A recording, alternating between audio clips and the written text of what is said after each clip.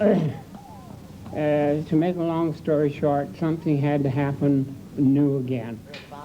By simply letting my inner eyes look at them, the energy will start breaking down without even sound. And the essence of yoga, in a very positive way, not any kind of macabre thing, is life and death. Understanding for a moment, have a sense of all the people in the circle here. That we're all exactly where we're supposed to be. And when we need the information. And just imagine that each of the little vertebrae are sitting one on top of the other, not touching.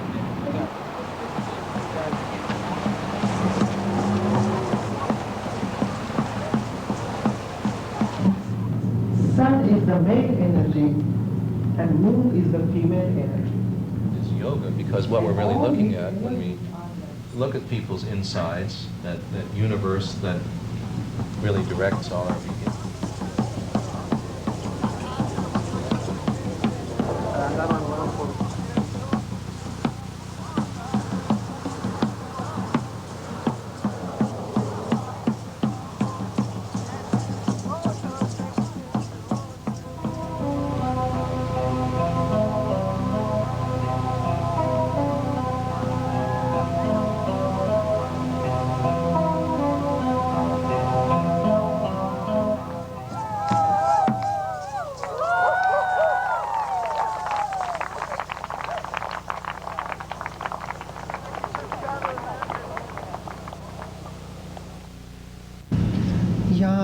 कुन्देन्दु तुषारहार धवला या शुभ्रवस्त्रावृता या वीणा वरदण्डमण्डितकरा या श्वेतपद्मासना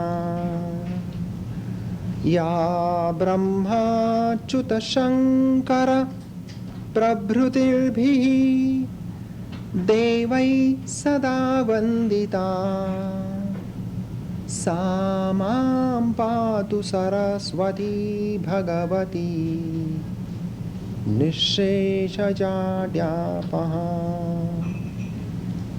गुरुर्ब्रह्मा गुरुर्विष्णु गुरुर्देवो महेश्वरः गुरुः साक्षात् परब्रह्म तस्मै श्री गुरवे नमः तस्मै श्री गुरवे नमः तस्मै श्री गुरवे नमः.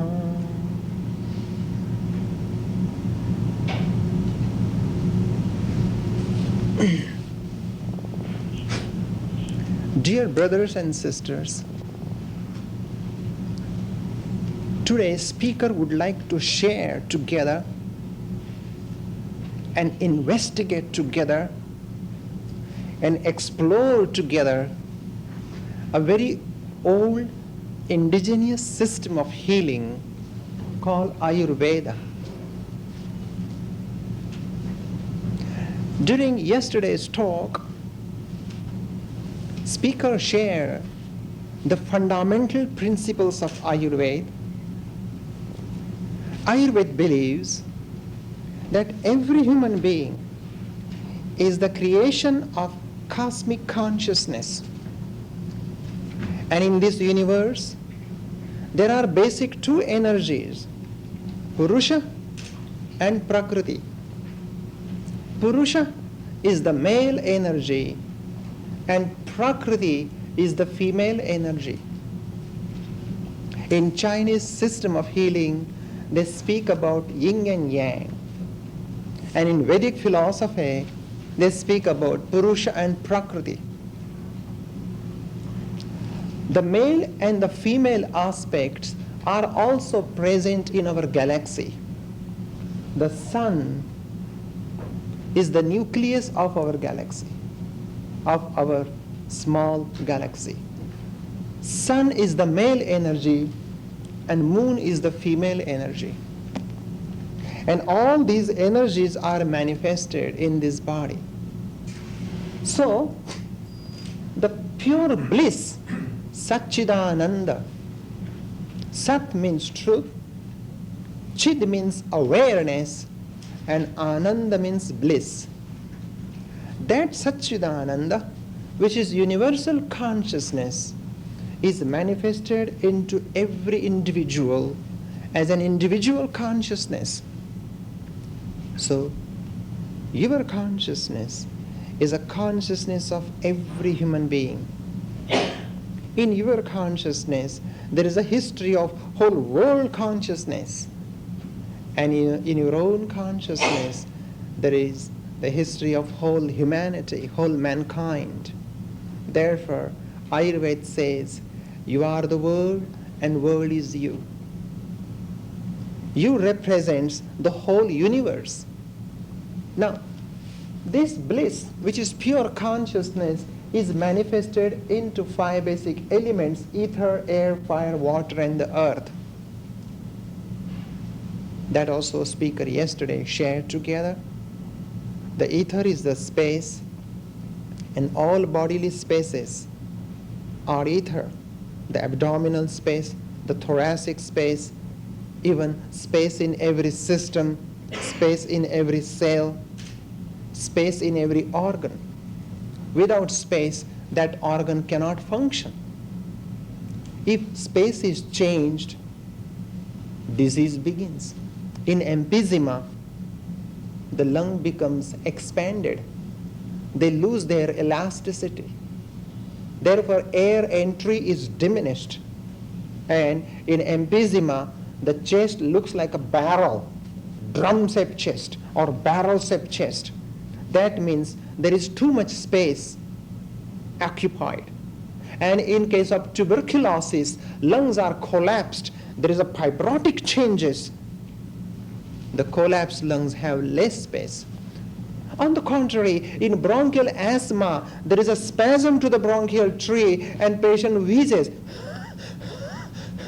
which is nothing but change in the space.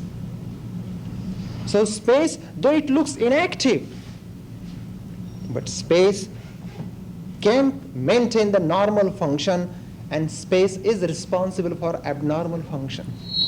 So space is not inactive, space has a dimension, space has a direction, and space has action. That is the beauty of space. And that's why Ayurvedic philosophy speaks a great deal about space. There is a space between two neuron which is called synaptic space.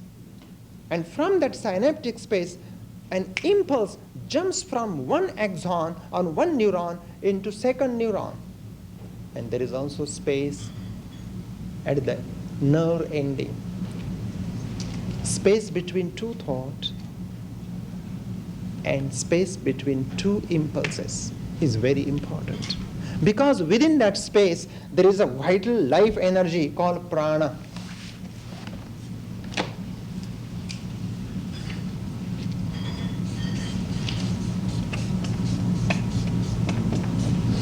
Yontah pravesha mama vachamimam prasuptam sanjeevayatha kila shakti dharaha swadhamna anyancha hasta charana shravanatvagadin prana namo bhagavate purushaya tubhyam. O prana, you are the divine Purusha.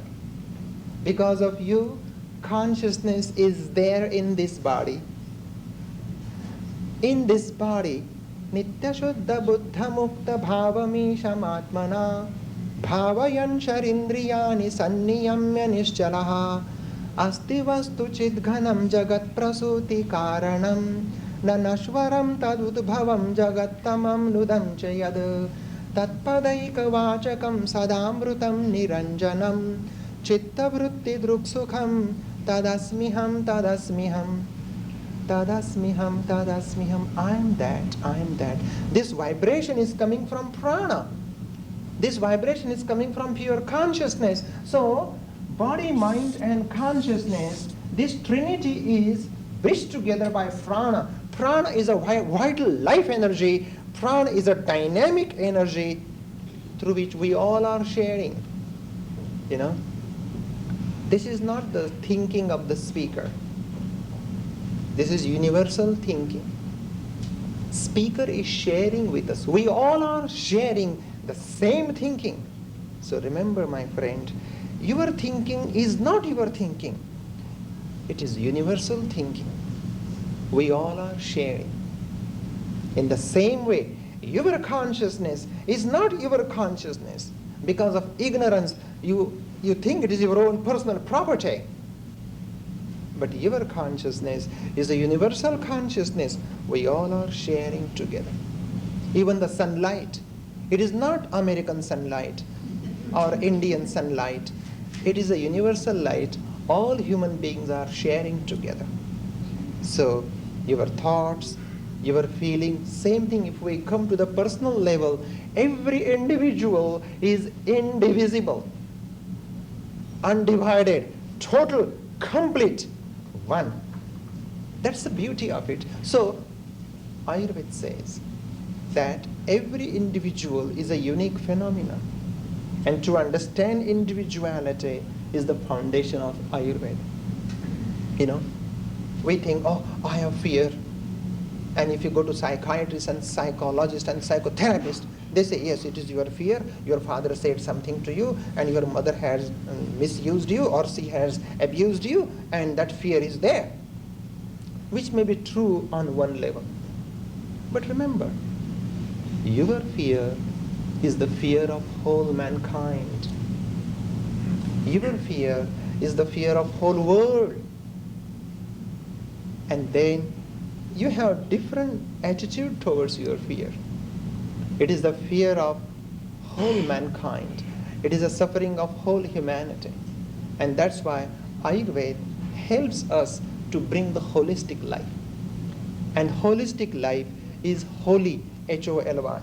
Now, this ether, air, fire, water, earth are manifested into three biological humors called Vata, Pitta, and Kapha. Vata is air plus ether.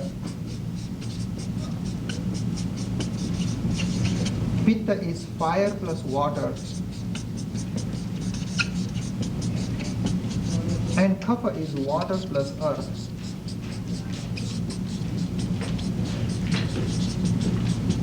We have yesterday shared that Vata governs all sensory and motor system. All sensory stimuli and motor responses come under Vata. All biological movements are governed by Vata, because Vata is not water, though it sounds like that. Vata or Vata, I don't know how you pronounce it, but V-A-T-A, Vata is air, which is a principle of movement. Pitta is fire, which governs digestion, absorption, assimilation, body temperature, and all metabolic changes are governed by Pitta. And Kapha is the cementing material of the body. Kapha is the basic element of the body, which is responsible for cementing material, constructing material. The protoplasmic biological substance, albumin, globulin, protein, is Kapha. Now this Vata, Pitta, and Kapha, these are three humors. They govern psychosomatic changes. They govern biological changes. So these are the three organizations. They are responsible for individual constitution. Speaker is just repeating what he discussed yesterday, because there are some new friends, so it is very important to have a journey together. Okay? So Vata is air and ether. So Vata is dry, Vata is light, Vata is mobile, and Vata is cold. The air is dry, air is light, air is mobile, air is cold, air is subtle, and air is clear. And air is dispersing. It moves. Now, in the humid, when humidity is too much, air becomes wet. And if there is no humidity, air becomes dry. But cosmic air is dry. Air is light. That's why air moves faster. Air is mobile, active. Air is cold. Air is subtle. But in summer season, air becomes hot and subtle. Air is clear, dispersing, provided there is no fog or smog. Otherwise, air is clear and air is dispersing. That we have discussed yesterday. These are the quality of air, and these qualities are manifested in an individual. Suppose an individual who has predominant of air, so he will have dry quality more, dry hair, dry skin, dry nails, dry lips, and dry feces. Such a guy will get constipation because air is dry, and dryness will create dryness in the colon. Air is light. Therefore, airy guy or airy girl has light bones, light muscles, and light skeleton, and light body frame. He will be skinny mini. That's a fact. Then air is mobile, therefore airy person is active, moving. Even if he will sit for meditation and he will fiddle faddle with the finger. He's so active, even he closes his eyes, there is a nervous active movements of the eyelid. And he has rapid eye movements, he walks fast, talks fast, eats fast, always in a rush. That is mobile. Air is cold, therefore airy guy, Vata guy, which is air, is susceptible to the cold, cold hand, cold fields, poor circulation. He hates cold season, he loves warm season, summer. Air is subtle, therefore airy guy has subtle fear, subtle anxiety, subtle insecurity, subtle nervousness, without any reason. Air is clear, therefore airy guy has clear perception, clear understanding, clear learning, therefore he likes to learn many things. He has clear understanding, he understands the things immediately, and he forgets the things immediately. That is the quality of air, and air is dispersing, therefore airy person doesn't like to stay in one city for more than 2 years. He will stay in LA for 2 months or 2 years, again he will get bored with LA, he will go to perhaps Nevada. So this is a quality that airy person, they immediately get bored. And it is good for them to get bored, but they don't like it. Now Pitta. Pitta is hot. Pitta is sharp. Pitta is light, opposite of darkness. Pitta is liquid. Pitta is sour to the taste. And air is astringent to the taste. Astringent means dry taste, means choking taste. That's why airy people, their throat becomes dry and they like to take a sip of water. Even if you eat unripe banana, you can feel that choking, drying sensation. That is astringent taste, while Pitta is sour. So hot, sharp, light, liquid, these are the quality of Pitta. Hot. Because of hot quality, Pitta person has a little warm body or hot body. They have so much heat in their body, they do not tolerate external heat. Therefore, they hate summer. They don't like summer. They like winter. They like fall. Pitta person is having hot quality. Therefore, he has good digestion, good appetite, always hungry. Sharp is the quality. Pitta person has sharp eyes, sharp mind, sharp memory, sharp speech, and sharp understanding, and sharp memory. See the quality of sharp? Pitta is light, opposite of darkness. Therefore, Pitta person doesn't tolerate bright light. If he goes to the supermarket where there are fluorescent light, he gets headache. It's a quality that light, he has so much light in his body, he doesn't need light from outside. Means too much light cannot tolerate. Pitta is liquid, therefore Pitta person has a tendency to sweat. Even Pitta guy will sweat at the 50-degree temperature. Vata guy may not sweat even at 70-degree temperature, because Vata is dry and Pitta is liquid. And Pitta is sour, therefore Pitta people, they get immediate sour teeth, acid indigestion. These are the acidic problem. Because of sour quality, they have acid pH. Therefore, they may get cystitis, urethritis, gastritis, and peptic ulcer, duodenal ulcer, or colon ulcer, ulcerative colitis. These are the problem connected to Pitta person. And Kapha is heavy, Kapha is slow, Kapha is cold, Kapha is oily, Kapha is also liquid, but Kapha is dense, and Kapha is solid, and Kapha is static. So Kapha has more tamasic quality, while Pitta has more sattvic quality, and Vata has more rajasic quality. But they are mixed. Kapha is heavy. Therefore, Kapha person has heavy muscle, heavy bone, heavy body frame. So Kapha person has a tendency to put on weight. He may do water fast and he will put on 5 pounds of weight. It is there. Just observe. Kapha is slow, therefore Kapha person walks slow, talks slow. He doesn't like jogging. Kapha is cold, therefore Kapha person has cold, clammy skin. His skin is thick, cold, but little slimy, clammy. Kapha is liquid, therefore Kapha person has a tendency to retain water, and water is emotion. They are very cute, loving, emotional people. They like cheese, cookie, candy, and chocolate. Kapha is dense, therefore Kapha person has dense muscle, dense hair, everywhere.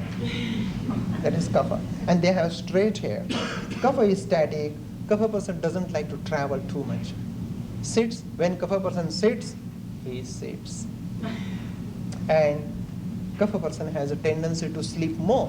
Why I'm telling you all these things, you may not find all quality in one person. It's a blending. Some person may be Vata, 50%, Kapha 50%. Or some person maybe 20% of Vata, maybe 50% of Pitta, and 25% of Kapha. So there is always permutation and combination of these VPK. That's why Ayurveda is giving us the foundation of life, to know oneself.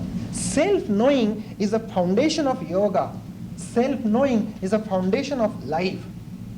And self-knowing is the foundation of education. If you do not know yourself, what you are, no matter what yoga you do, no matter what diet you eat, it is not going to create balance.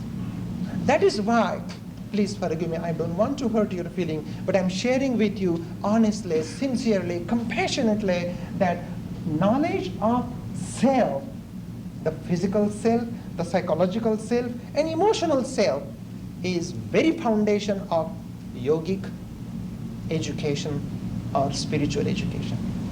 Because your diet, your lifestyle, and how you are performing asana, which asanas are good to you, totally based upon constitution. So this is physical constitution. Now, psychological constitution. Evam satvarajam tamam satvikam rajasam tamasam. Sattva means purity, clarity, light. Sattva is pure consciousness. Because of sattva, we get awakening, we get knowledge. So sattva is a very pure aspect of our mind. These are universal quality. They are present everywhere. Sattva is the essence. And through sattva, we get perception, purity, clarity, knowledge, light. All these qualities are sattva. So sattvic person is a righteous person.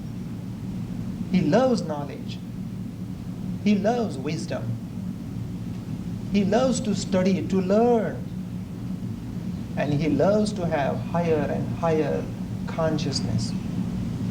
That's a quality of sattva. Sattva moves upward, ascending. Rajas. Rajas is mobile, active. When you have sattva quality in your mind becomes stable, quiet, gentle, loving, compassionate. And you receive peace and bliss. There is a quality of sattva. But when there is a rajasic quality in the mind becomes restless, active. Such a mind, which is rajasic, very difficult to focus, very difficult to concentrate. Sattvic mind has a beauty of concentration. But this mind cannot concentrate because the mind is fluctuating, moving. There is always shifting dullness in the mind. Constantly moving, changing. Such an active, mobile mind is good for business. All the activities. But even to run business, we need sattva and rajas. And tamasic mind, tamas is darkness, tamas is inertia, tamas is heaviness, dullness, insensitiveness. And we all have tamas. Tamas creates sleep. So, at the time of birth, what was the predominant consciousness of father and mother? Whether father was sattvic and mother was rajasic or vice versa, those qualities manifest into the sperm, the male seed, and into the ovum, the female egg, and a child is created according to that. But these qualities of sattva, raja, tamas, they are changing constantly. Sometimes you are so sattvic, happy, peaceful, and second moment you become rajasic, active, or tamasic, dull. So our journey is to go beyond all these three qualities. That is called gunatitam. Gunatitam, nirgunam, gunatitam, nirvikalpam, anandam, satchidanandam, satchidanandam, paramasukhadam. So the real blissful state is to go beyond three quality, three attributes. So we have to understand what is one's own physical constitution, mental constitution. And there is some correlation between physical constitution and mental constitution. According to this, Vata has more tamasic, and so Vata is more rajasic. Let us use other terms. Vata dosha has more rajasic and little sattvic quality, while Pitta dosha has more sattvic and less tamasic quality, while Kapha has more tamasic and less sattvic. So this way you will see that sattva, raja, tamas, there is a blending, there is a mixture. That's why sattvic, rajasic, and tamasic, these three qualities are blended together. You cannot find absolutely skinny-mini guy. You may find absolutely vata guy. Ayurveda says the prakriti, the constitution is blending. It is a mixture. And that which is predominant we have to understand. So, Prakriti, Purushatmakam, Akhilam, Jagat, the whole universe is a manifestation of Purusha and Prakriti. Prakriti is the divine mother, Prakriti is the constitution, Prakriti is attributes, and there are basic 20 attributes. in the universe, and these 20 attributes are manifested into 7 types of constitution. So 7 types of constitution is Vata, Pitta, Kapha, these 3. Then Vata, Pitta, Pitta, Kapha, and Kapha, Vata, these 3, dual, and triple is VPK. So Vata, Pitta, Kapha, single, 3. Vata, Pitta, Pitta, Kapha, Kapha, Vata, these 3. And Vata, Pitta, Kapha, these 3. So there are basic 7 constitution, but again Ayurveda says, as many individuals are there, so many prakritis are there, so many constitutions are there. So we have to understand what is one's own constitution. Now, after that, we will go into a very interesting topic, that what is health and what is disease. Health is called swastha. Swa means self. Stha means situated. Swa means being. Stha means totally one with the being. So swastha is one who is totally one with his own constitution. So the definition of swastha is this. According to Ayurveda,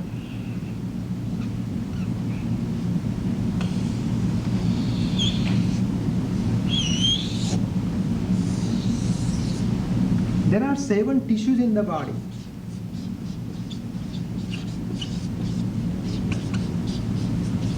Rasa, the plasma, the cytoplasm, the protoplasmic biological substance is rasa.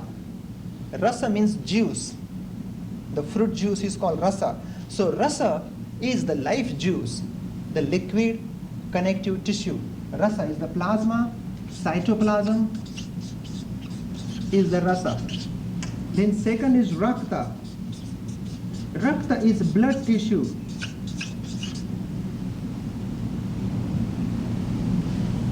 Mamsa. Mamsa is muscle tissue. All skeletal muscles, smooth muscles, striated muscle, they all come. Sphincter muscle, hamstring muscles, they come under mamsa, muscle tissue. Meda is adipose tissue.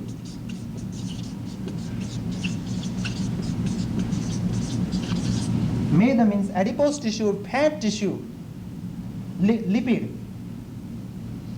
Asthi. Asthi and osteo are the same.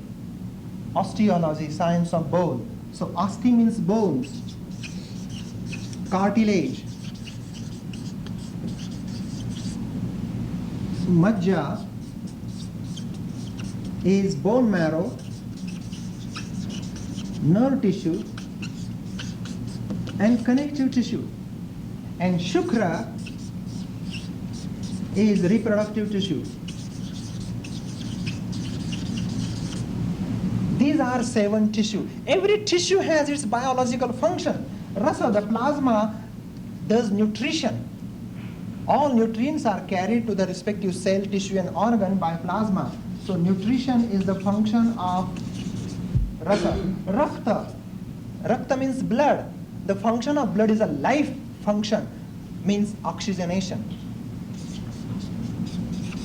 Blood carries oxygen to the respective organs, tissues, and cells. Otherwise, life cannot possible. So rakta has oxygenation function. Mamsa, muscle tissue, does plastering, covering, and movements. All movements are governed by muscle tissue. So plastering, covering is the important function of mamsa dhatu. Meda. Meda dhatu, the fat tissue, has some function in the body, which is lubrication. There is a fat under the skin which maintains the softness of the skin. There is a fat around the joint which is necessary for lubrication. Too much fat is not good, but some fat is necessary. Don't hate fat, it is good. Then asthi. Asthi is the bone tissue which is the pillars of the building. Whenever you construct building, you need certain irons, strong pillars. So body building has beautiful pillars. The supporting tissue is asthi. Majja, bone marrow, which fills the spaces of the bone, and nerve tissue as a majja dhatu has important function of communication. sensory stimuli, motor response. So communication is the function of Majja, and Shukra Dhatu is reproduction. So these are the 7 tissues. They are doing 7 important functions in the body. And there are 3 waste products: urine, feces, and sweat. But all these functions are governed because of biological Agni, which is present in the stomach. Agni, A-G-N-I. Agni means biological fire, gastric fire, which governs metabolism. Nowadays, nutritionists, they give so much importance on the vitamins, minerals, and all this, but they forget about Agni. If Agni is low, you may take tons of minerals and vitamins, it is not going to work. So, Agni is the central fire, gastric fire. And this fire must be balanced, which governs metabolism. So, according to Ayurveda, what is swastha? Samadoshaha, Vata Pitta Kapha, they are called 3 doshaha. Samadoshaha means balanced. Sama word is balance. Samadhi is a highest state of balance. Sama means balance. Sama. S-A-M-A. Samadoshaha, Samagnischa, Samadhatu, Malakriyaha, Prasannatmendriya Manaha, Swastha iti abhidhiyate. The balanced Vata Pitta Kapha. If you are born as V3, P2, K1, to maintain that balance, doshically is important. Samadoshaha, Samagnisha. Agni should be balanced. In a moment we will go into that, how we can clinically examine Agni. Agni is a biological fire, gastric fire. That fire governs metabolism, digestion, absorption, assimilation. Even that fire is necessary to maintain your immune system, your natural resistance. So that is fire. So this fire must be balanced. So there must be balance with VPK, Vata Pitta Kapha. There should be balanced 7 dhatu, balanced Agni. And what is else? What else? Balanced emotion. And your mind should be clear to perceive the things exactly as they are. And there should be great contentment, happiness in you. Then alone you are healthy. No other science has defined what is health. 5,000 years ago, Ayurveda has defined health. Samadoshaha, Samagnischa, Samadhatu, Malakriyaha, Prasannatmendriya Manaha, Swasthayati abhidhiyate. So balanced gastric fire, balanced enzymes, balanced hormones, and balanced 7 tissue, plus balanced urine, feces, and sweat. Suppose person is not passing feces for 8 days, and he says, I am healthy. Not healthy. Person says, I am healthy because I weigh 200 pounds. I can lift any weight. But he had great conflict, misery, sorrows, all turmoil going on in the mind. Such a person is not healthy. So what is health? Health is a perfect state of balance. There is a balance of VPK, Vata Pitta Kapha, which is 3 humors, balance 7 dhatus, 7 tissues, balance 3 waste products. If a person constantly sweats, it is imbalance, and person doesn't sweat at all, still imbalance. All these things are connected together under the definition of health. So health is defined as a state of balance according to individual. My balance may not be your balance. It is, everything is individual, and that's why one has to give emphasis to that. Now, in order to understand these things, Ayurveda speaks about these important things. What is disease? What is health? No, what is disease?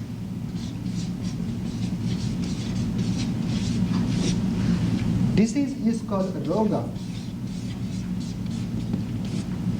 And the root of roga is ruja, means pain. It may be physical pain, psychological pain, emotional pain. Where there is a pain, there is disorder. Please understand this. Ruja, roga. Now, second word of disease is papma. The word, Sanskrit word papam, means bad karma. Disease is an outcome of bad karma. Hurting others, cheating others, telling lies to the others, self-centered activity, egotistical activity. All these impure, immature, impatient, impolite, all these behaviors, all these karmas, we sow the seeds of karma through our daily action. What we are is the result of past karma. Therefore, it is the past which determines present. And it is the present which creates future. So, what we are today is a result of thousands of years karma. Thousands of years karma. We are carrying those seeds of karma in our deep connective tissue, in our brain. Though this brain is dead, still we carry. The brain doesn't mean the physical organ. It is a quantum of energy that we carry. So, disease is imbalanced Vata, Pitta, Kapha. For example, Ayurveda has categorized a diet which is Pittagenic, Vatagenic, Kaphagenic. If a Vata person, skinny mini guy, he does jogging, jumping, trampling, doing fast yoga, pranayama, no moment's rest, then he will aggravate his Vata. If a Vata guy, skinny mini guy, does jogging, jumping, trampling, acrobatic, athletics, all constant working hard, and eats black beans, pinto beans, aduco beans, garbanzo beans, popcorn, Coca-Cola, that means he is increasing Vata in his system. This Vata, when it is increased, it is accumulated into the colon. Colon is the site of Vata. Vata means air. That gets absorbed from the colon, it circulates into the body, and where there is a weak spot, there Vata will deposit and will create disease. So, there is a very simple simile Ayurveda has given, that there is a tap, this is a tap, and this is leaking, there is a leakage in the tap, and there is a bucket here.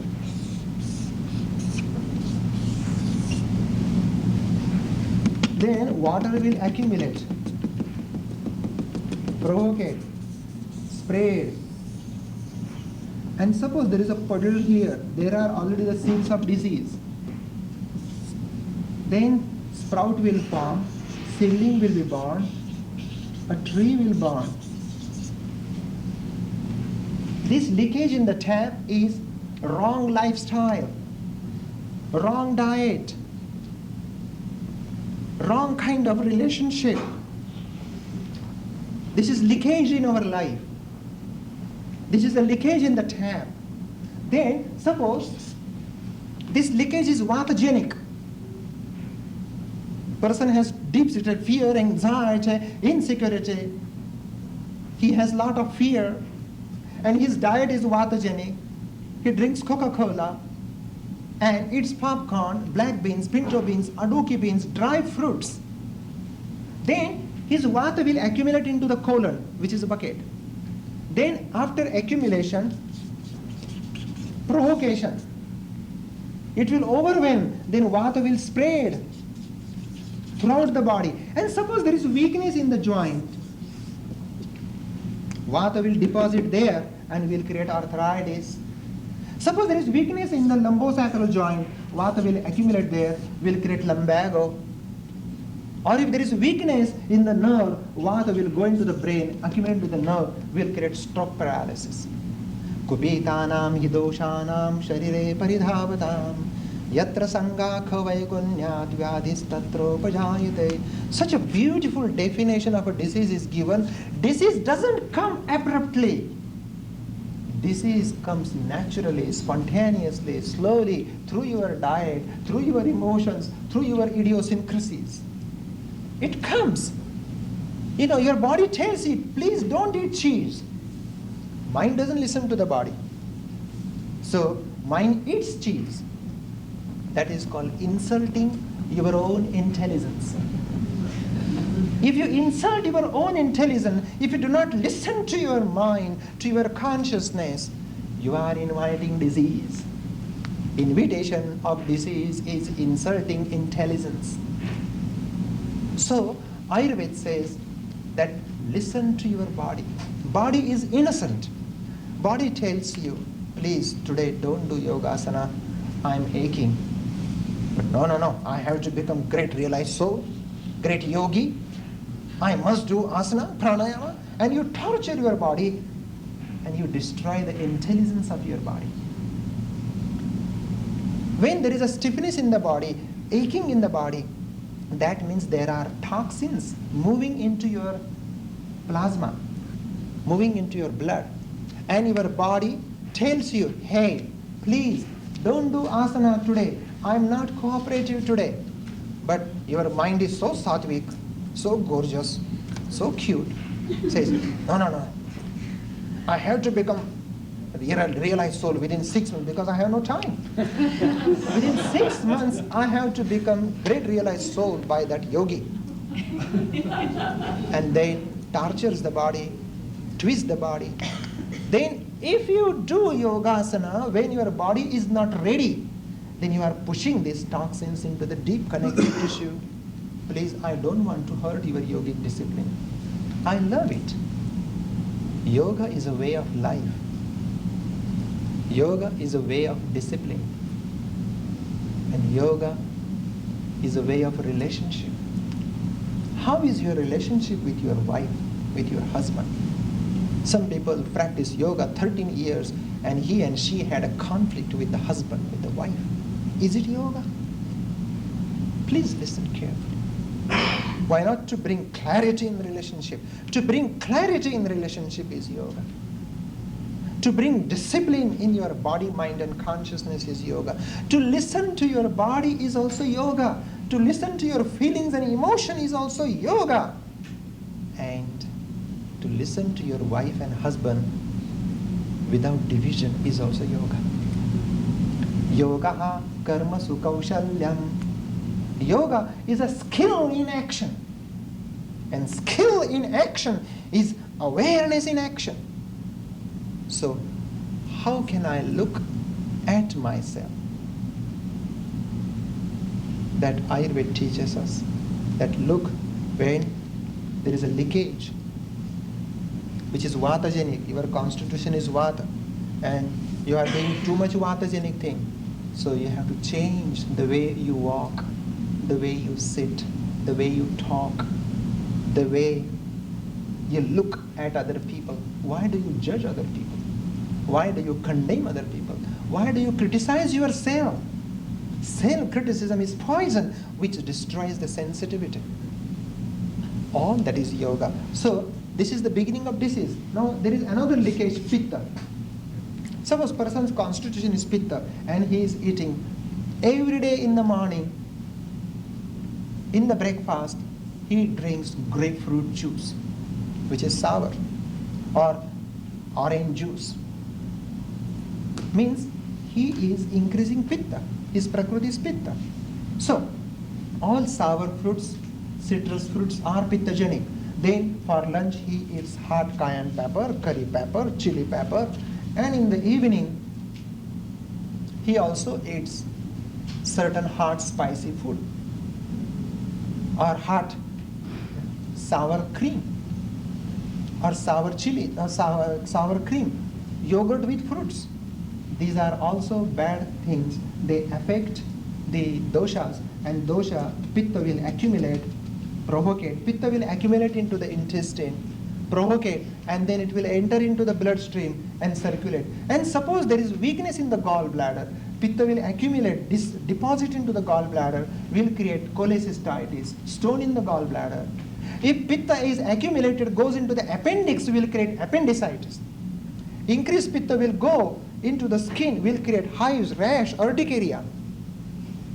And same pitta may go into the eye, create conjunctivitis. So, Ayurveda says, there is a group of signs and symptoms we learn into that. And third is kapha. Kapha guy, chubby guy, eating dairy product, ice cream, candy, cookie, chocolate. That will increase kapha, and increased kapha will move into the blood will create high cholesterol, high blood pressure, diabetes, obesity, and perhaps heart attack.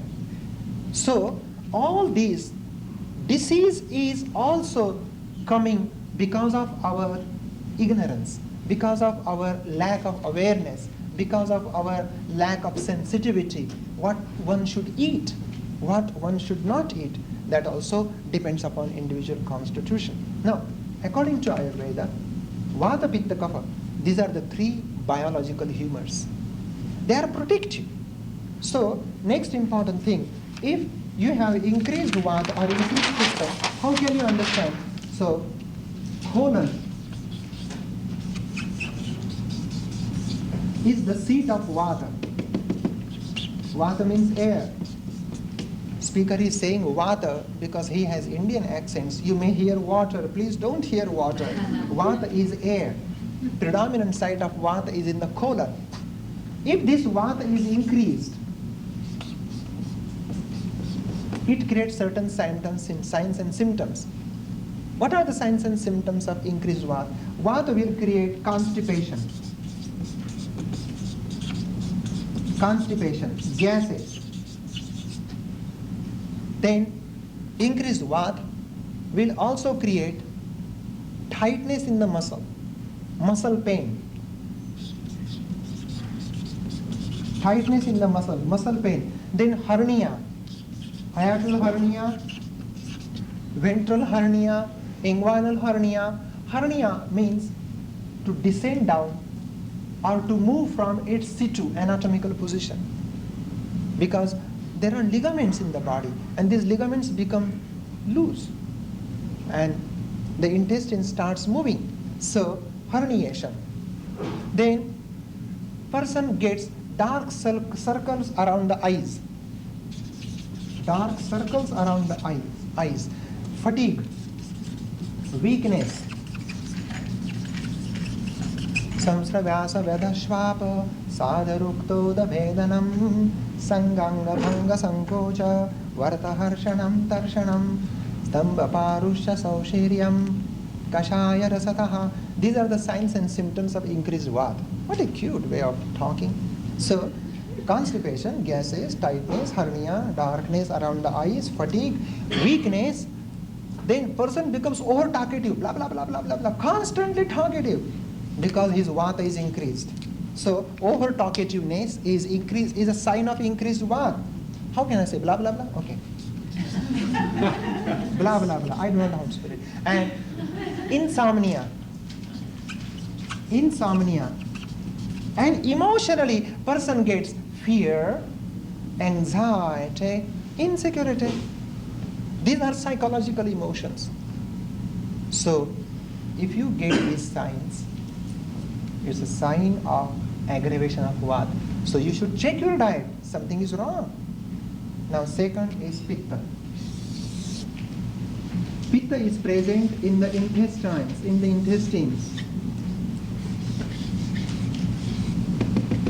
Pitta. Pitta is bile, salts, bile pigment. Pitta is digestive enzymes. Pitta is intestinal enzymes, which is there. Now, increased Pitta will create over hunger. Just he had breakfast at 8 o'clock, and again 10 o'clock person becomes hungry, craving for sugar, which is called hypoglycemia. That's a sign of Pitta. So increased Pitta creates over hunger, tightness in the solar plexus,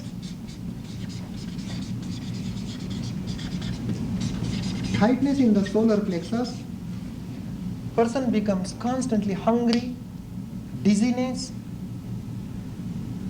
Then the urine becomes slightly yellow. If he looks down, the upper part of the eyes becomes slightly yellow. It is not jaundice, but it looks like yellow. And there is aching pain in the liver area, tightness in the epigastric region. Person becomes over hungry. Then lack of sleep. He has incredible energy. He doesn't know how to deal with the energy. That's a sign of increased Pitta. And increased Pitta can create acne, rash, burning urethra, loose motions, and nausea. These are all the signs of increased pitta. Nausea, loose motion. It's very important to observe these qualities of pitta. Pitta vruddhau pitava bhasataha santapaha shitakamitvam alpanidrit. The person craves for ice cream. When you are craving for ice cream, it's a sign of increased pitta. See? Now lastly, kapha. When kapha is increased, it creates running of the nose, cold, congestion, sinus congestion, chest congestion, then lack of appetite or slow, sluggish appetite, low appetite, poor digestion, slow metabolism, and person puts on weight, putting on weight. So all these signs are connected to the kapha. And when kapha is increased, person gets sweet taste. Though he has not taken any sweet, but still person gets sweet taste or salty taste to the mouth. That's a sign of increased kapha. So Ayurveda tells us how to listen to the body. This is the language of body. And when you listen to your body, then you will know how to deal with the problem. Then there is a definite diet which is pitta pacifying, or kapha pacifying, or vata pacifying. There is definitely cleansing program. Basti, the enema, is good for vata. Virechana, purgation is good for pitta, and vomiting is good for kapha. But in America, people do not like vomiting. Even someone is vomiting, they feel nausea. They prefer let it go down, not to come up. They don't like vomiting. So there are other cleansing methods. There are certain herbal teas. They can be used for cleansing. So the whole picture of Ayurveda tells us that how one can use Ayurveda for the self-healing. What is my constitution? Now there are 4 seasons. Or perhaps if you are in Seattle, there is always rainy season. But there are 4 seasons, and 4 seasons also are connected to the dosha. There is another interesting thing I would like to share with you. This is a time clock, and this is a morning time, sun rises, birds come out of the bed, and suppose this is 6 a.m. This is noon, and this is 6 p.m. So, from sunrise up to the 10 o'clock is a time of kapha. And from 10 to 2 is a time of pitta. And then 2 to 6 is a time of vata. So this is a biological clock which is constantly connected to the chronological clock. Then after sunset, kapha time, midnight, pitta time, early dawn, vata time. So dawn and dusk is vata, early morning, early evening, kapha, midday, midnight, pitta. These are biological times in connection with your psychological or your chronological time. So, kapha person doesn't need breakfast. Breakfast is kaphagenic, but they love breakfast.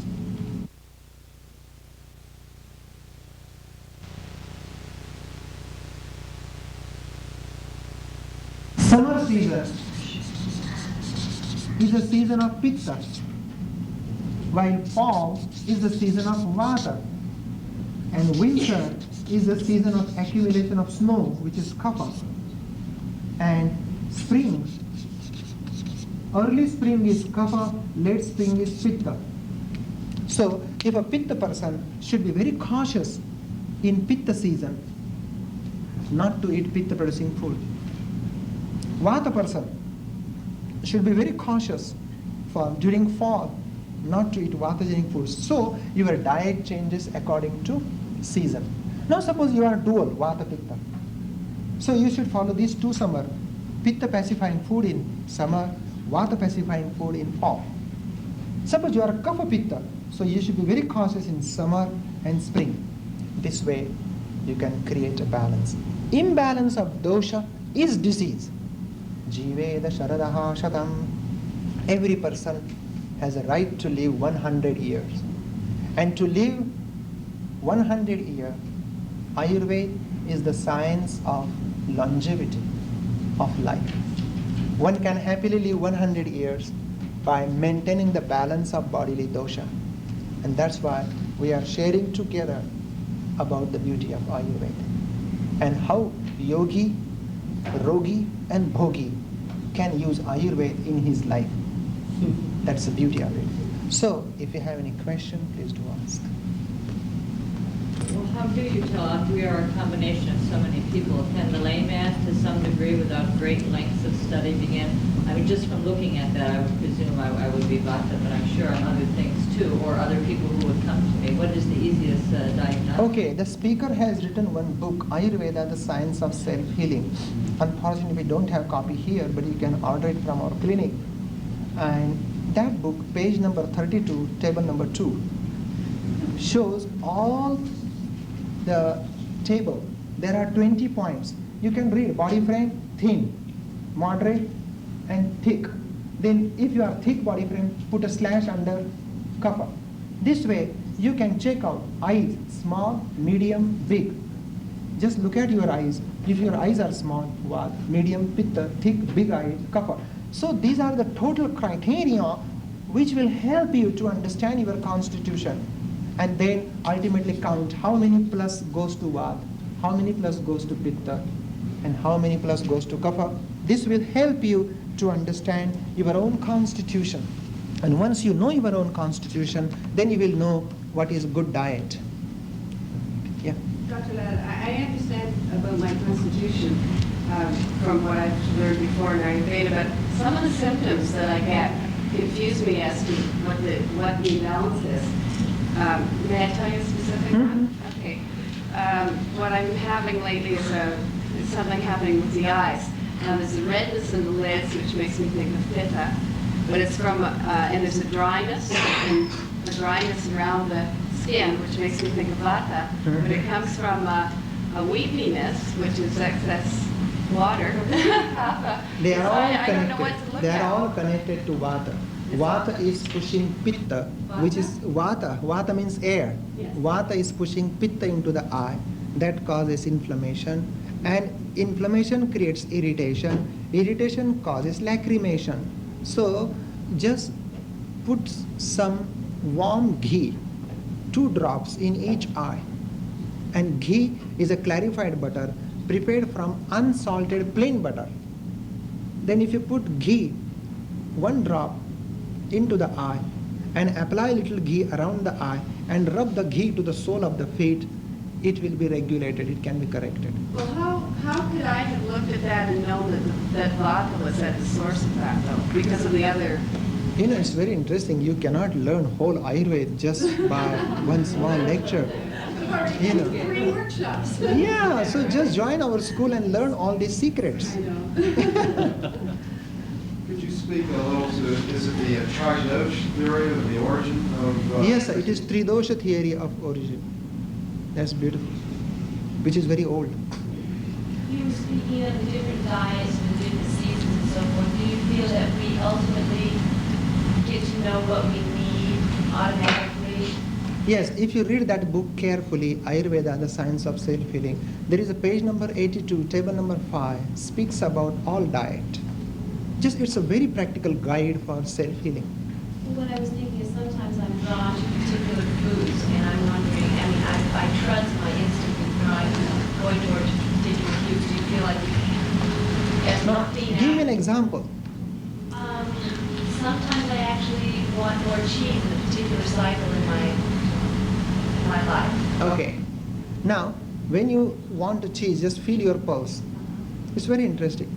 And if you feel throbbing more to the middle finger, that means your pitta is high, which is burning your kapha, your body craves for cheese, it is okay.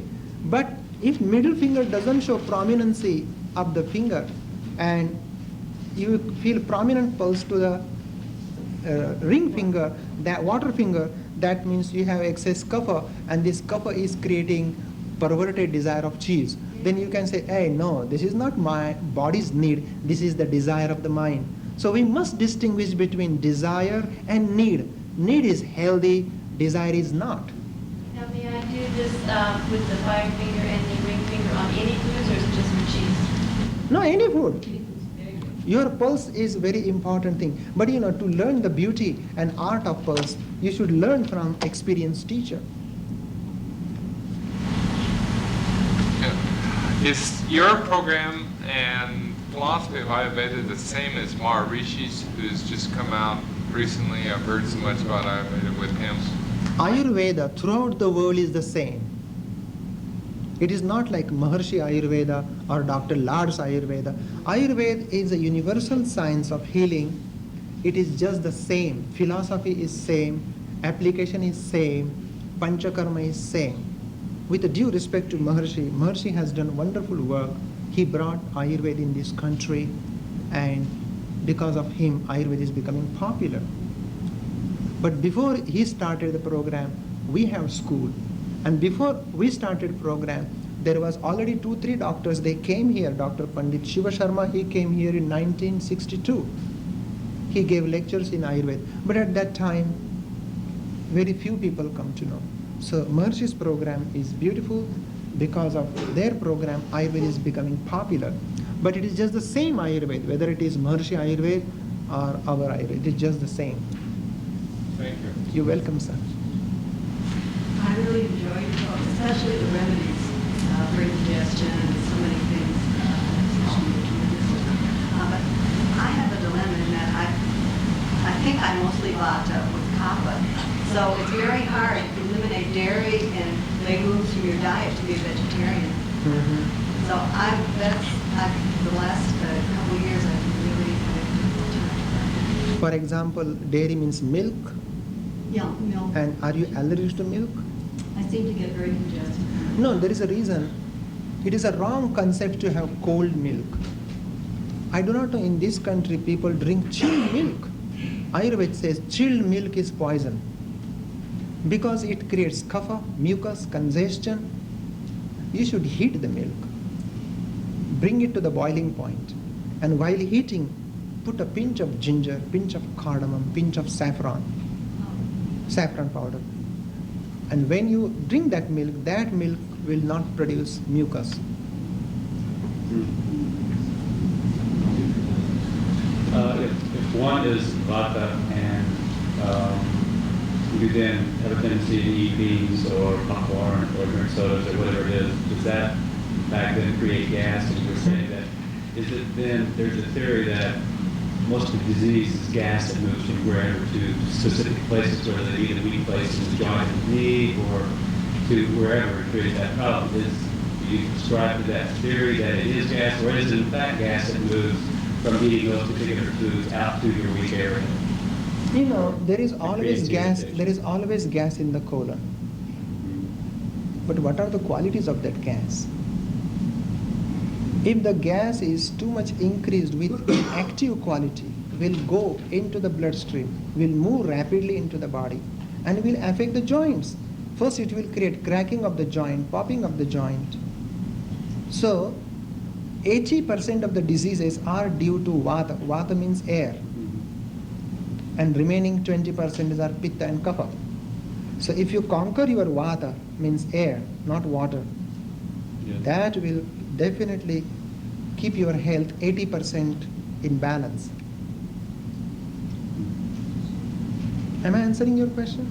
Yes. And does that then create an irritation or an inflammation of an increase of air? First air goes there, then air pushes fire there and creates inflammation. Then air pushes kapha there to create congestion. So irritation, inflammation, and congestion, they follow one another. So the concept that there are these different qualities amongst us people and distributed differently. In America, we have such a tendency to take one piece of knowledge and apply it to everyone. Running is good. running is good for everybody. Dairy is bad for everybody. That's not true. And we do this again and again and again. So one, I want to thank you for bringing that concept to us and keep reminding us, you know. That's very important. If someone says dairy is good, we have to ask, but for whom? Aspirin is good, but for whom? Tylenol is good, but for whom? Is it good for me? Is it good for my constitution? That's why we are good people. And therefore good people are influenced by word good. Cheese is good, but for whom? That question you always ask, for whom? Then is it good for me? What is my constitution? Then it will really create balance. Ayurveda says a medicine is not good for everyone. A diet is not good for everyone. Or a yoga is not good for everyone. You have to change. Well, I had a question that followed, if I could. And that is about dairy products. Can you also look at dairy in a number of different ways? And would you talk about one, is there an effect of, I know an Indian friend who says dairy in this country is so different from dairy in India. That's very true. We have antibiotics, we have hormones, we have pasteurized it, we've done many things to it. So one, how do we interpret the use of dairy products in an Ayurvedic sense to our dairy that we have? And then what is the difference between milk and cheese and the different forms in which we get? In India, most of the people, they prepare their butter at home. They bring the milk from the cow, they heat it till the boiling point, they cool it down, they put little culture in it. They remove the cream first. When milk gets cool, they remove the cream. And when you accumulate cream separately, it becomes a good cheese. Then they put culture in the yogurt, little yogurt. Next day morning you can get a fresh yogurt. That yogurt doesn't create mucus. That yogurt is very good and healthy. Then secondly, when you churn that yogurt, it creates butter. The cream is on the top and buttermilk is the residual part. That buttermilk is good for digestion. It is the best source of lactobacillus, which maintains the flora of the colon. And then they heat the butter and prepare ghee. That ghee has different flavor. That helps digestion and that doesn't add to the cholesterol. That's the beauty of it. So Indian way of dairy is different and American way of dairy is different. The pasteurized and homogenized milk is not good because the enzymes which are necessary to dissolve the fat, they are killed. And such a milk creates cholesterol, can create clogging of the coronary artery, and the result is heart attack. So it's very important to follow a proper natural way of preparing these products. I think for many of us it's just best to avoid them. It's better to have raw milk, but by the law, raw milk is illegal. Raw milk is better. Goat's milk is good.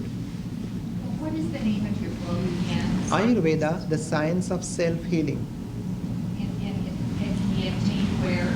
Oh, you can order it from our clinic.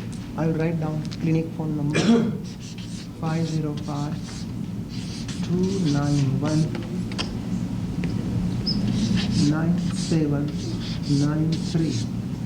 This is the clinic phone number. You can order it.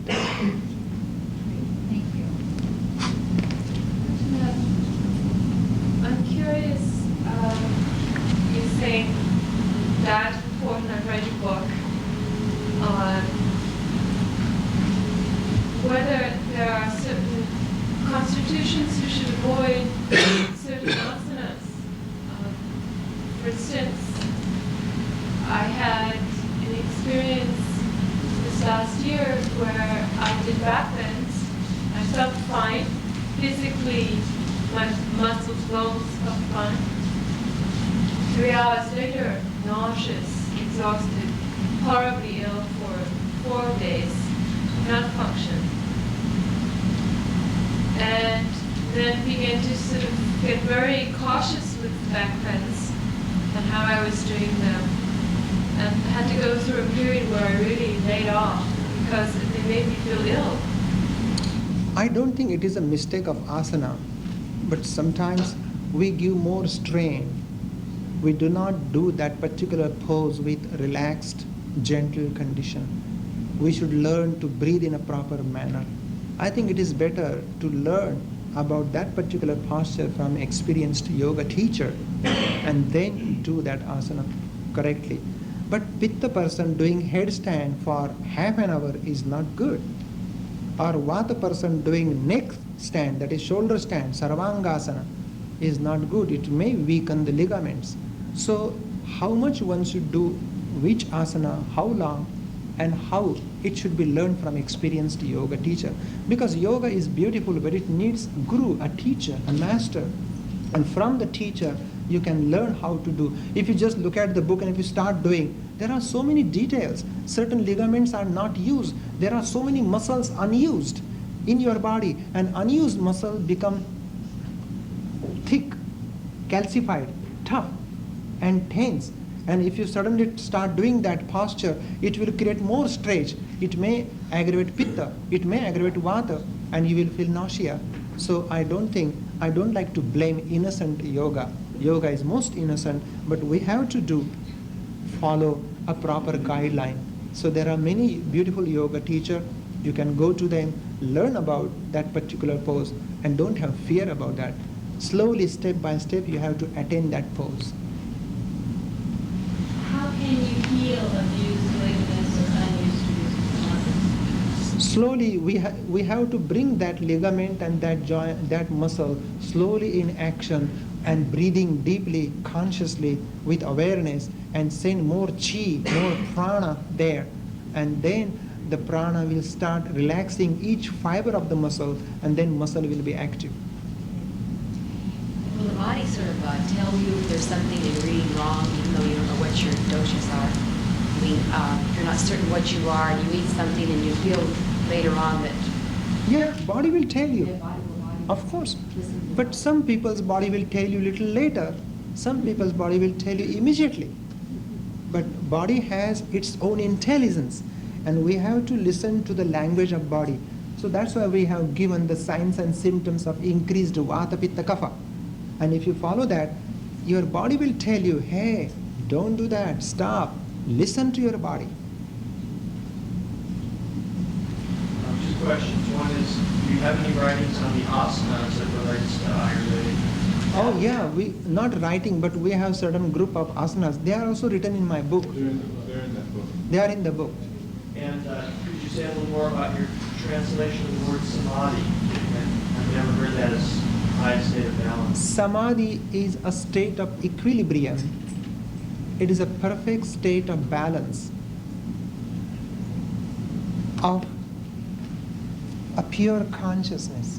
Now, there are so many different types of samadhi, and you can learn it from Patanjali's Yoga Sutra. The sampradnyat, asampradnyat, savikalpa, nirvikalpa, sabij, nirbij. So many different types of samadhi. The highest samadhi is Sahaj Samadhi. Sahaj means spontaneous samadhi. So in that samadhi, the observer, the object, and observation merge together. So while driving car, you'll be in samadhi. While washing dishes, you'll be in samadhi. You can bring samadhi to the physical plane in your daily life. While listening to your wife, you will be in samadhi. While when your wife is angry and she is giving you curtain lecture or kitchen lecture, still you'll be in samadhi. So samadhi is a perfect state of choiceless passive awareness where there is profound bliss and love, and it is a state of perfect balance, which is a place of Satchidananda, which is a blissful state. So we have to go step by step, and samadhi should not be sitting in one corner. Some people, they attain samadhi in the corner of their room, and when they come into the kitchen room, they have fighting and they have lot of conflict. that samadhi withers away. We have to practice gently to bring samadhi. Whole life becomes samadhi. The whole life becomes yoga. And that is the way the whole life becomes meditation. That is the highest state of samadhi. Now I would like to share with you one interesting topic, that is food combination.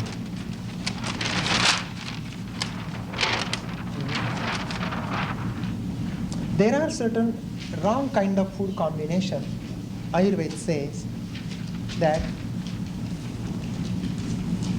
banana and milk together creates poisons in the system.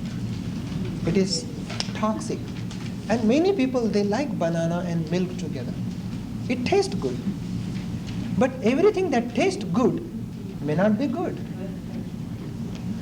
That's why banana and yogurt together, fish and milk together.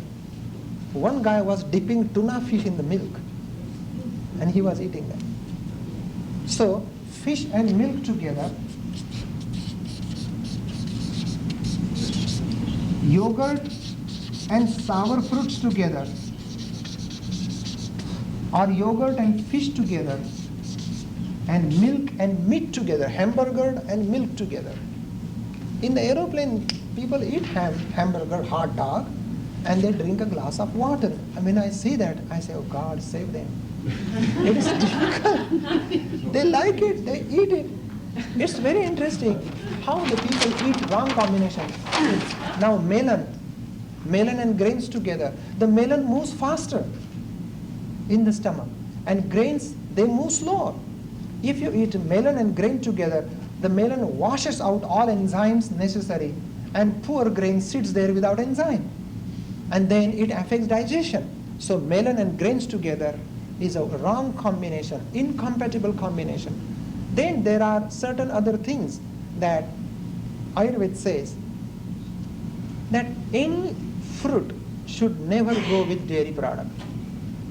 Milk and sour fruit, yogurt and sour fruit, or cheese and fruit together.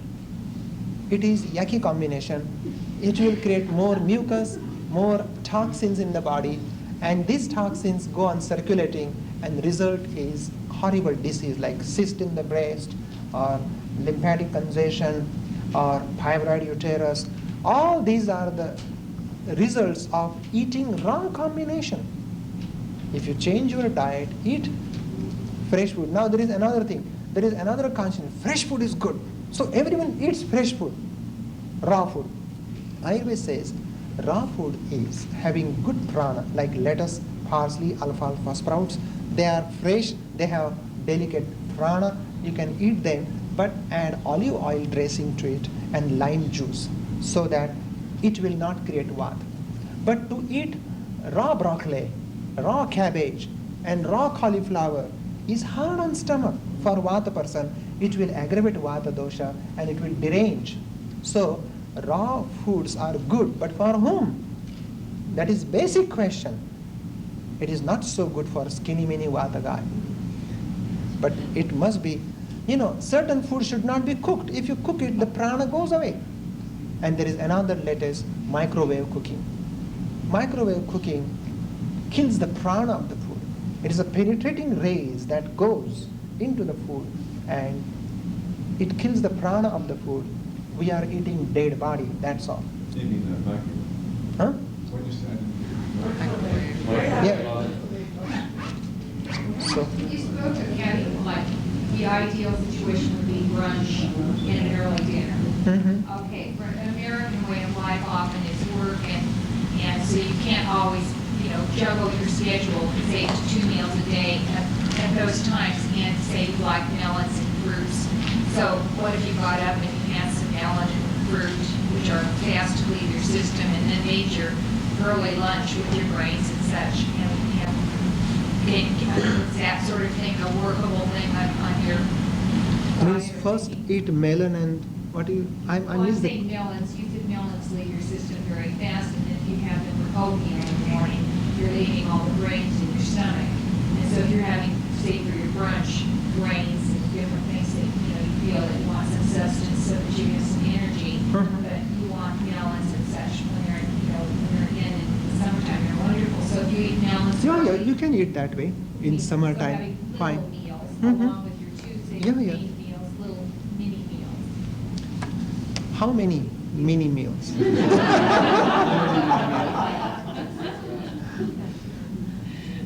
Melon meals, just a few little, Okay. something like that leaves your system that's But melon is not so good for Pitta person as well as Kapha person, because they are very juicy, very watery, and if kidney energy is low, that water will retain into the system. So it is not so good for Kapha person during winter. It is cold, but in summer it's fine. What do you consider sour fruit? Sour fruits are the citrus fruits. Citrus fruits are the sour fruits, like lime, lemon, grapefruit are sour fruits. Tomatoes, right? Tomato is also sour, but tomato is not a fruit. It can be said a fruit, but it doesn't come under category of fruit. It comes under vegetables. Huh? What is your feeling about eating meat? Because, Eating meat? Eating meat, the Chinese medical theory really encourages people to consume meat, and many Chinese physicians, when they have vegetarians come to them, one of the first things they say is, oh, you have to eat meat because you have qi yang. No, Ayurveda says meat is not need. Yeah. Listen carefully. It is up to you whether to eat meat or not. That's why we have put certain meat item in the column. But meat as a quality, it is tamasic. And for spiritual growth, if you are following yoga, then eating meat will not give you the result of yoga. It is up to you. It is a very delicate issue. 10 years ago, there was a concept in America that if you do not eat meat, you will die, which is not true. In my families, from generation to generation, we never eat meat. I never eat meat. And we don't feel any need for the meat. So, I don't know why Chinese concept is eating meat is good. Again, question comes for whom? Ayurveda says for skinny mini guy, Vata guy who has lack of protein should eat meat. This was advice for me when I was dancing full time. Then for you it is good. Very loose ligaments, and he said, no, you must eat meat to be tighter, to be stronger. And I did feel stronger. That's true, because meat is a good protein, and when you have lack of protein there, that was good advice. But that doesn't mean it is good for everyone.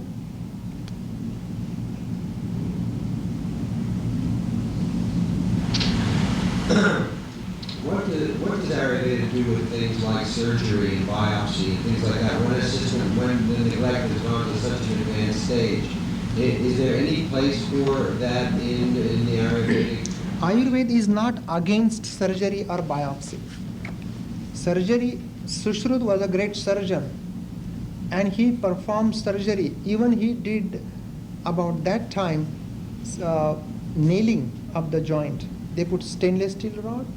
He was a very great advanced surgeon, and he was great Ayurvedic physician. So, Ayurveda says that certain diseases need surgery. For example, if appendix is totally bad and it is bursting, it needs surgery. If there is perforation of peptic ulcer, needs suturing, needs surgery. So, there are certain diseases where surgery is absolutely necessary. One has to do. Biopsy is further investigation to confirm whether that tumor is malignant or otherwise.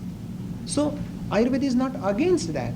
In certain cases, surgery is absolutely necessary. But Ayurveda gives more emphasis both on cure but more on prevention. How can we prevent the disease? Yes, please. In some cases where mud attracts light, for instance, I'm predominantly Pitta. In summer times when I feel like I come alive, in warm weather, sunny weather, which is the same as Pitta, I should have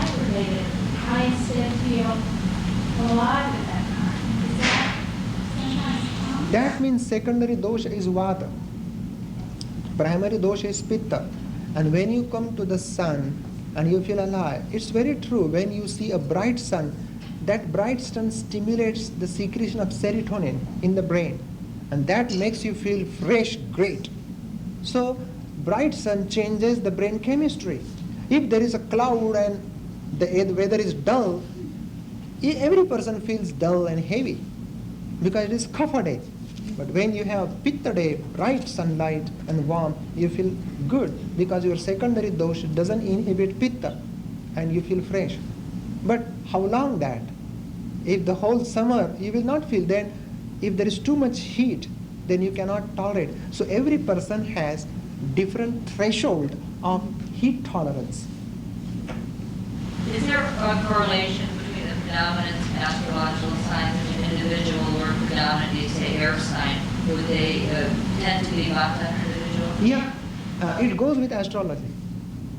And Vata guys, they had tendency to have affliction of Saturn. So to protect themselves from Saturn energy, better to wear blue sapphire to protect. And Saturn, the Saturn is the planet which is connected to the experience, connected to the nervous system. So if you wear on the middle finger, which is fire finger, the blue sapphire, which will protect you. I had your book, and I was looking at the Constitution to see which one I was, and I seem to be a third of each one. In other words, not anything predominant. Is that possible? Quite possible. Even you can see Vata 3, Pitta 3, Kapha 3. Such a person has a great responsibility to create balance. In a Vata season, he has to follow Vata diet, Pitta season, Pitta diet, Kapha season, Kapha diet.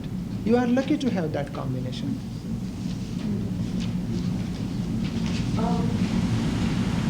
I learned a little about the nightshade vegetables from your book and from others, and how they should be avoided if you have any tendencies toward arthritis. Can you say a little more about nightshade vegetables? Nightshades, potato, tomato, eggplant, they have a peculiar quality that they disturb the relationship between tridosha. And they aggravate Vata in Vata person, they aggravate Pitta in Pitta person, they aggravate Kapha in Kapha person. That's why one should eat them moderately, properly. For example, potato. Smashed potato looks gorgeous, attractive. So while eating smashed potato, or what do you say, mashed or? Yeah. Mashed. Mashed better. Smashed. But it is smashed. you can put, sorry, I don't. I'm sorry, that's my accent. So you can put little ghee and pinch of turmeric and pinch of mustard seed while making, and then it will not produce gas. Ghee. Oh, ghee is clarified butter. It's better. That's clarified. Doctor, I have to come back to this question I still have. In the acute phase of disease, I know Ayurvedic is preventative, and it's rather subtle in a lot of ways, and it's around diet and all. In people who have a more advanced stage of the disease, or where it's showing up in direct symptoms, what treatments are there? Is it the same treatment, or is there a more direct? No, there is a more. I'm not telling the whole detail Ayurveda here for this such a short workshop. It is more detail. We feel the pulse. We understand dosha is moving in which dhatu, which tissue, which organ is affected. Then there are highly potentized herbs taken internally, and we can do drastic cleansing so that toxins can be eliminated out. Then there is a rejuvenation therapy, revitalization therapy, so that organ should be nourished, and there is a rejuvenation of the tissue. So it is a complete system. But here I can't teach all that. If I start teaching, everyone will run out, and I'll be talking to the wall. What's the name of your clinic? Ayurvedic Wellness Center, Albuquerque, New Mexico. The phone number is here. Yeah, I got that. You got So it. you have the address at the registration desk in the front. I'm thinking, what about the paneer? I like it a lot, but I always feel it's too heavy. Paneer in moderation is okay for you. You all right? Paneer. Make it with the raw manure. Yeah. Yeah. You can heat it, boil it, then cool it down, and while cooling, put little lime in it. The curdling will take place, and then strain it, and then fry it. Oh, it is the best paneer. Paneer is a good protein and calcium. Yeah. I have one problem. Sometimes when I teach the art of the nostril breathing, some people feel they cannot breathe through one nostril. But Irish, they only breathe through one. So I would suggest they should not take any dairy products. For some it works, and some have a problem. They never come back to balance. What else could there be, or what can help that they can breathe through both nostrils? Yeah, there is a calamus root oil, and just apply little calamus root oil on the outer nose, little like this, and then person should lie like that and put 3 drops of calamus root oil in each nostril, and that will open both the nostrils. It's very effective. Also, there is, the breath changes. And Yeah, I know that. They may be hitting the wrong. No, I know that. We have in the clinic. Yeah, in clinic we have that. In our Ayurvedic clinic we have that calamus root oil. And I was wondering why olive oil and wheat are bad for cough. Olive oil Olive oil and wheat. I read my list last night, so no olive oil and wheat. in excess, in moderation, okay, Okay. but not in excess. I have trouble with dairy products with congestion. Even when using goats, my own goats, and eating it warm, drinking it warm, I will get mucus running. Now, I don't know that that is bad, but I will get congestion and mucus running in the nose and So you can add 2 pinches of ginger powder, 1 pinch of pipli, black pepper, pepper longum, and 1 pinch of saffron, and boil it and cool it down. It won't produce mucus. 2 pinches of ginger, 1 pinch of black pepper or pepper longum, pipli, and 1 pinch of saffron. Boil it and then cool it down. And while drinking, it should be warm, not cold. That milk will not produce. No cardamom. I thought you'd say. Or you can put cardamom also. What about insomnia? Insomnia? Yeah. You know, insomnia is either derangement of Pitta or Vata. So best way to rub sesame oil to the sole of the feet and to the scalp at bedtime, and drink almond drink, means soak 10 almonds in the morning over a day in the warm water, then in the evening peel off the skin and put those almond in the blender, add 1 cup of cow's heart milk. Cow's heart milk, then a pinch of ginger, pinch of saffron, and pinch of nutmeg, and 1 teaspoon of date sugar, and 1 teaspoon of ghee, and blend it thoroughly. Oh, it is gorgeous. And if you drink that almond drink, you will sleep like a cow. Happily, not to bother about tomorrow. The diet says no soybeans, it also means no soybean products. No tofu, Yeah. no. Yes, but tofu you can fry and add little mustard and cumin and then eat. So how come shrimp is okay for kapha and not fish in general? Is shrimp different than? Shrimp is light, but shrimp is in high cholesterol. So person who has cholesterol should not eat shrimp. But shrimp is a light seafood, light to digest. So eat in moderation. Is seafood also considered tamas? Yeah. And seafood contains mercury, especially tuna fish, rich in mercury. And mercury is the heaviest metal. We had a little confusion about the pulses that you were telling me for the cheese, to check for the cheese. You were saying to use the fire finger, and if you get a rapid pulse, that is okay? Come here, I'll show you the pulse. Interesting. Now when you stand here so that you can. Now when we feel the pulse, when we feel the pulse in Ayurveda, index finger is a Vata, middle finger Pitta, ring finger Kapha. First superficially, then deeply. Right? Now when you feel, do you do jogging? No, I play a lot of tennis. Yeah, most active exercise. Now her pulse tells me that she has high Pitta.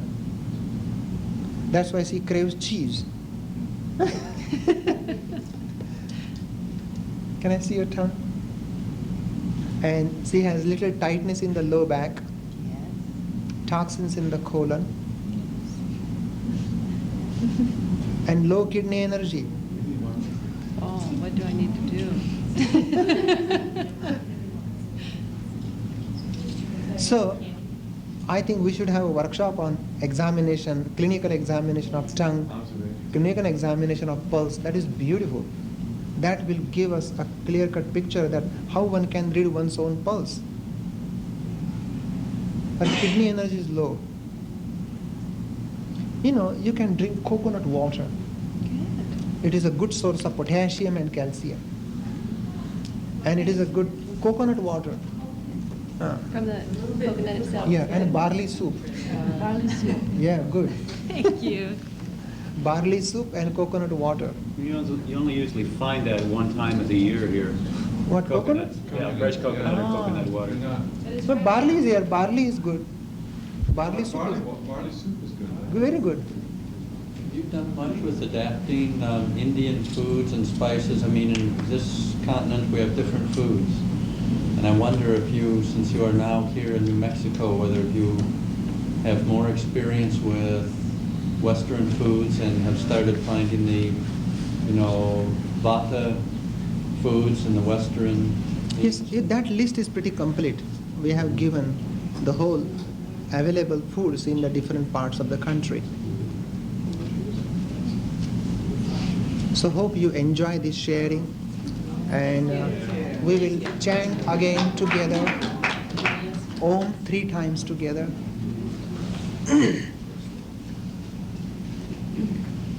Hari Om.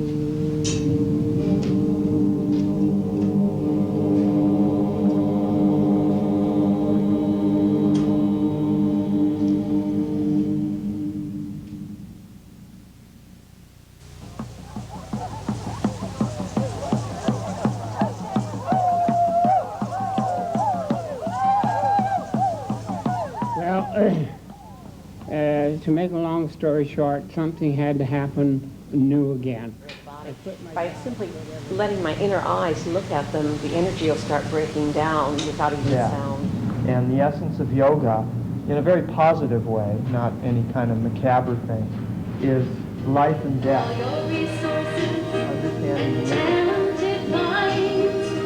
For a moment, have a sense of all the people in the circle here. We're all exactly where we're supposed to be.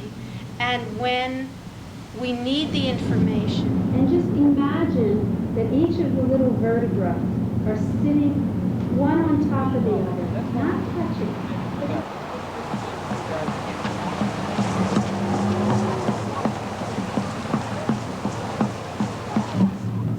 Sun is the male energy and moon is the female energy. It's yoga, because what we're really looking at when we look at people's insides, that universe that really directs all our being.